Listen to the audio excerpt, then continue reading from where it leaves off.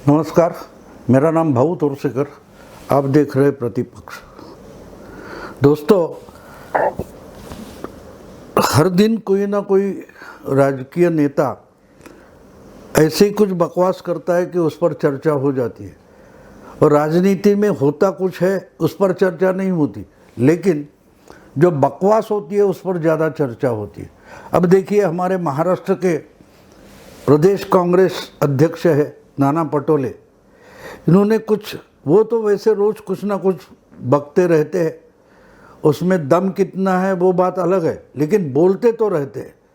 और ये चैनल इतने बढ़ गए कि उनको भी रोज़ कुछ बाइट चाहिए। बाइट का मतलब क्या होता है? काटना।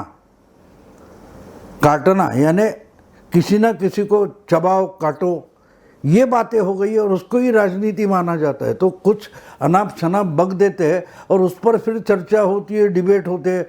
तो नाना पटोले ऐसे कुछ बोल गए। अच्छा, वो चैनल पर भी नहीं बोले, कहीं प्राइवेटली ऐसे बात गांव में, किसी गांव में करते थे कि मोदी को मैं गाली दे सकता हूँ, मोदी को मैं मार सकता हूँ। चलो, ये किसी ने इंटरनेट पर डाल दिया, सोशल मीडिया पे डाल दिया और वो वायरल हो गया। अब उस पर फिर वो मीडिया के लिए खबर बन गई और उस पर चर्चा जोर शोर से चालू है। अच्छा, अगर दूसरी पार्टी का नेता कुछ बकवास करता है, उसमें से कुछ फॉल्ट मिल जाता है, तो उनकी प्रतिस्पर्धी पार्टी या विरोधी दल होता है, वो झट से शुरू हो जाता है कि भाई इस पर पुलिस केस करो, इस पर ये करो, वो करो।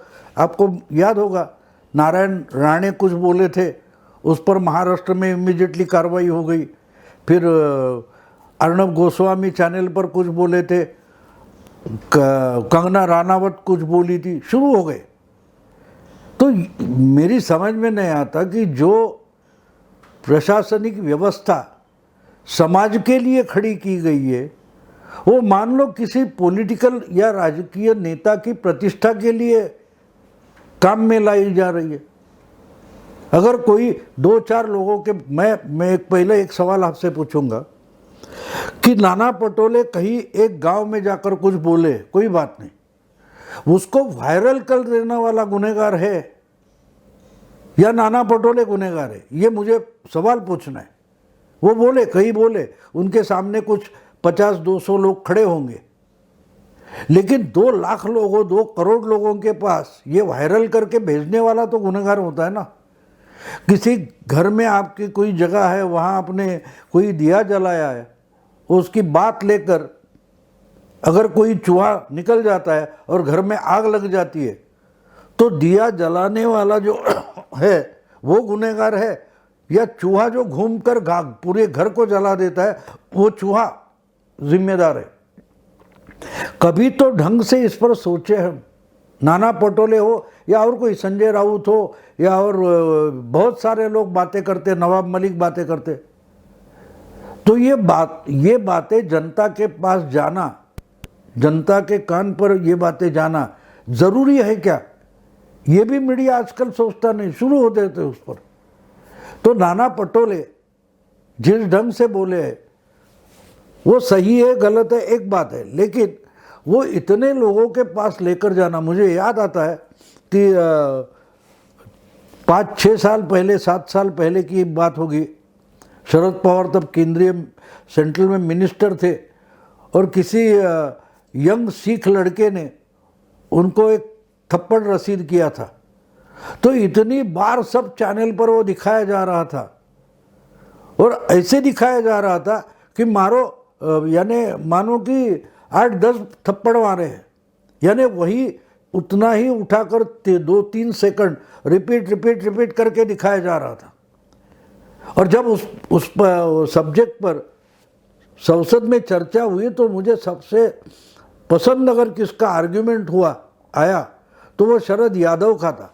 शरद यादव ने बढ़िया कहा था कि यार, मारने वाले ने तो एक ही थप्पड़ मारा है, लेकिन चैनल वालों ने कम से कम 10-15 लाख थप्पड़ मार कर लिए, क्योंकि वो बार बार रिपीट दिखाते थे। क्या उसकी ज़रूरत थी? आप न्यूज़ खबर देते वक्त ये बोल सकते थे कि भाई ये कोई सरफिरा सिख जवान था, उसने शरद पवार को एक थप्पड़ रसीद किया, बोल सकते हैं ना, वो दिखाने की क्या जरूरत थी। यानी जो दिखाने वाला है उसका जो मोटिव है वो डाउटफुल है। वो पवार साहब का जानबूझकर इंसल्ट करना चाहते हैं। उसी ढंग से नाना पटोले जो कुछ बोले होंगे वो जिस ढंग से पेश किया जाता है या जिस ढंग से वायरल किया जाता है उसका मोटिव ढूंढना पड़ेगा। वो मोटिव ढूंढना अलग पड़ जाता है और इसको पकड़ो उसको पकड़ो उस पर एफआईआर दर्ज करो, ये क्या नाटक चल रहा है। ये पार्टी का हो या उस पार्टी का हो वो बात छोड़ दो। नारायण राणे को अरेस्ट करने के लिए 3 पुणे से, नासिक से, मुंबई से टीम निकल पड़ी पुलिस की। अरे इतनी बड़ी बात थी, उस पर कितने लाख रुपए खर्च हुए, कोई इसका हिसाब रखता है? नासिक, पुणे और मुंबई से पुलिस की टीम निकली है, मतलब कुछ 8-10 आदमी तो निकले। उनके जाने का आने का खर्चा कितना होता है? उनको वहाँ डेरा डालकर रुकना पड़ता है, कोर्ट में जाना पड़ता है, कितना खर्चा है? इसमें क्या जनहित है, क्या पब्लिक इंटरेस्ट है? कभी तो इस पर सोच होनी चाहिए। जो कोई चीज़ प्रोडक्टिव है नहीं, जो पब्लिक इंटरेस्ट की नहीं है, जनता के हित की नहीं है, उस पर हम कितना टाइम वेस्ट करेंगे, उस पर हम कितना पैसा खर्चा करेंगे और क्यों करेंगे? कभी तो एक पार्टी की मैं बात नहीं कर रहा हूं, सब पार्टियों की बात कर रहा हूं। नाना पटोले जो कुछ बोले है बोले, ठीक है, मान लेता हूं मैं, वो गलत है वो भी मान, लेकिन उससे पब्लिक का क्या नुकसान होने वाला है? अगर नहीं होने वाला है तो पब्लिक उसकी कीमत क्यों चुकती करेगी, क्यों भरेगी? इस पर अभी जो बवाल चल रहा है उस पर से जो कुछ एक्शन होगी उसमें समझो कम से कम कुछ लाख रुपए जनता के खर्चा होने वाले। जनता को उससे फायदा क्या है? उसको फायदा क्या है?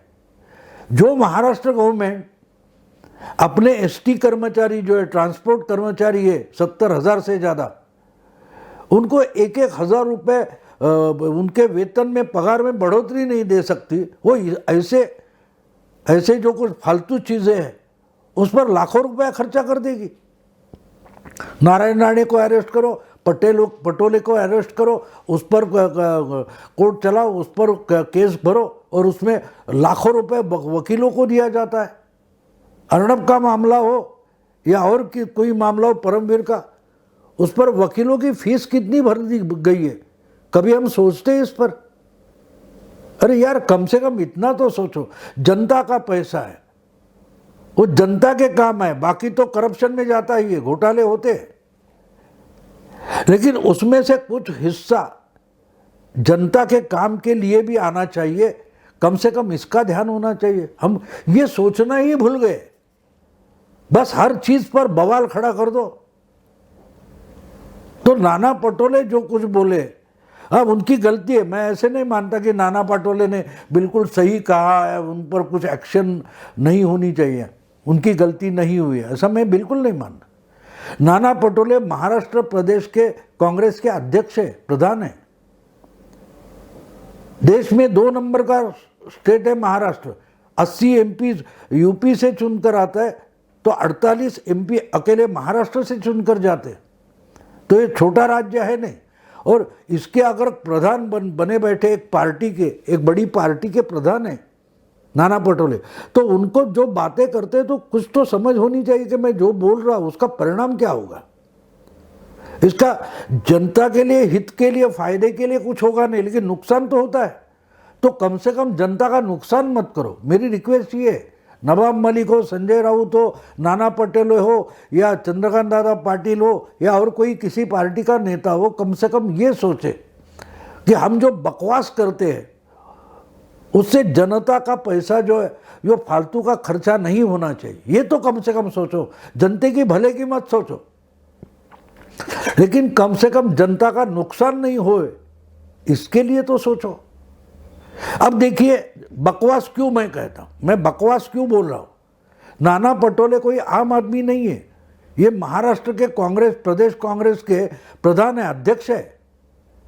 तो जब आप बोलते हो तो आप जो शब्द बोलते हो उस शब्द से, उस वर्ड के बहुत सारे रेफरेंस, संदर्भ होते। अब अगर हम महाराष्ट्र में हो या देश की राजनीति में बोले और हम पवार शब्द इस्तेमाल करते हैं तो कोई समझेगा नहीं कि अजीत दादा पवार है या और कोई पवार है या ललिता पवार है। नहीं, हम शरद पवार ही समझ लेंगे। जब पब्लिकली पवार ये नाम लिया जाता है तो अपने आप ये गृहीत हो जाता है, प्रिज्यूम किया जाता है कि सामने वाला इंसान शरद पवार पर ही बोल रहा है। वो अजीत दादा पवार नहीं बोलेगा, वो रोहित पवार नहीं बोलेगा। समझा क्या जाएगा, ये शरद पवार पर बोल रहा है। आपको याद होगा कि नीरव मोदी भाग गए तो राहुल गांधी ने नीरव मोदी से कनेक्ट किया कि देखो मोदी नाम के लोग क्या कर रहे हैं। ललित मोदी, मोदी से नाम जोड़ा गया। इसलिए जब नाना पटोले कोई दूसरा मोदी है उसके लिए बोल रहे तो उनको सोचना चाहिए कि मैं मोदी को मारूंगा, मोदी को गाली भी दे सकता हूं, ये मैं बोल रहा हूं तो लोग इसका अर्थ किस ढंग से ले लेंगे। क्योंकि हमेशा मोदी मोदी मोदी बोला जाता है तो नरेंद्र मोदी पिछला जो नाम है उनका वो तो लिया नहीं जाता, लेकिन मोदी बोला जाता है ना। नरेंद्र मोदी भक्त जो मोदी के समर्थक है उनका मजाक उड़ाया जाता है, उनको ट्रोल किया जाता है, तो नरेंद्र मोदी भक्त ऐसा नहीं बोला जाता। जब मोदी भक्त बोला जाता है वो किसी गुंडों के भक्त करके नहीं बोला जाता। आजकल तो मोदी भी नहीं, सिर्फ भक्त बोला जाता है, अंध भक्त, भक्त, यही शब्द इस्तेमाल किया। मोदी भी नहीं चिपकाते उसको। तो जब पटोले एक पार्टी के बड़े अध्यक्ष है, बड़े नेता है, तो उनको सोचना चाहिए कि मैं जब मोदी ये शब्द उच्चार रहा हूं, मोदी ये नाम ले रहा हूं, तो इसका अर्थ क्या निकाला जाएगा।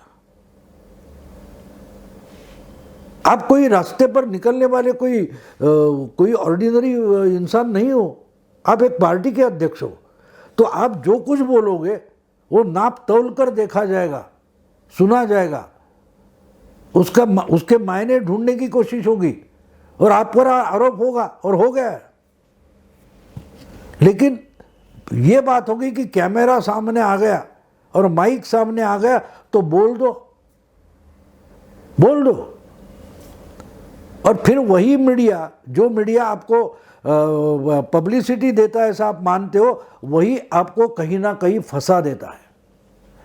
फिर वो नवाब मलिक हो, चंद्रकांत दादा पाटिल हो, संजय राउत हो, या किरीट सोमैया हो, या नाना पटोले हो। इसलिए नाप तौल कर बोलिए, जो कुछ बोलना है बोलिए, ज़रूर बोलिए। डेमोक्रेसी है, फ्रीडम ऑफ एक्सप्रेशन है, तो ज़रूर बोलना।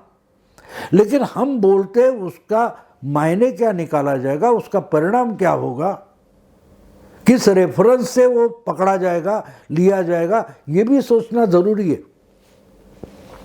ये कॉमन मैन कोई कस्बे के बाज़ार में या कोई मुंबई के फुटपाथ पर, रास्ते पर, चाय की टपरी पर बोलता है, उसके लिए नहीं पूछा जाएगा।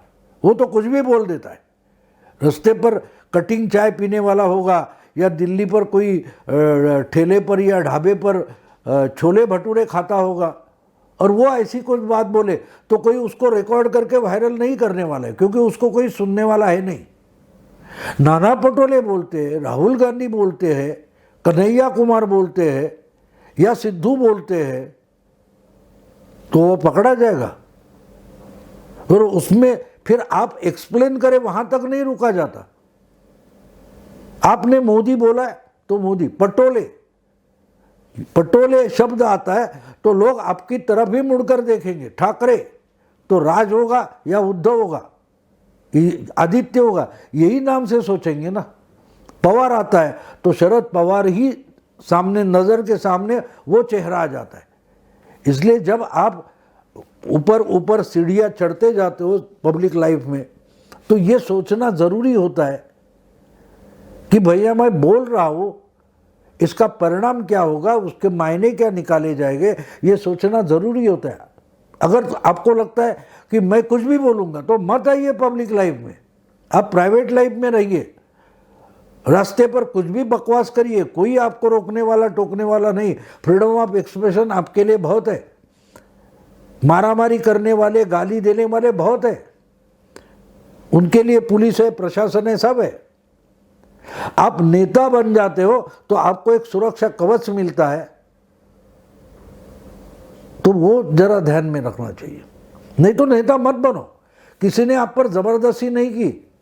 नवाब मलिक हो, नाना पटोले हो, या और कोई फडणवीस हो या पवार हो, उनको किसी ने ज़बरदस्ती नहीं की है कि आप पब्लिक लाइफ में आ जाओ, लीडर बनो, बड़े बड़े नेता बनो और फिर बकवास करो। नहीं, बकवास करने के लिए आपको आम आदमी रहना पड़ेगा, तो आपकी कोई दखल नहीं लेगा।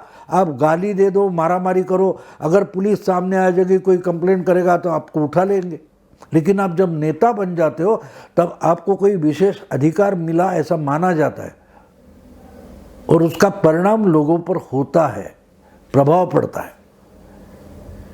तो ये तो बात ऐसे हो गई। नाना पटोले ने महाराष्ट्र में प्रदेश का कांग्रेस अध्यक्ष और प्रधान बनकर किया है क्या? कुछ नहीं किया है।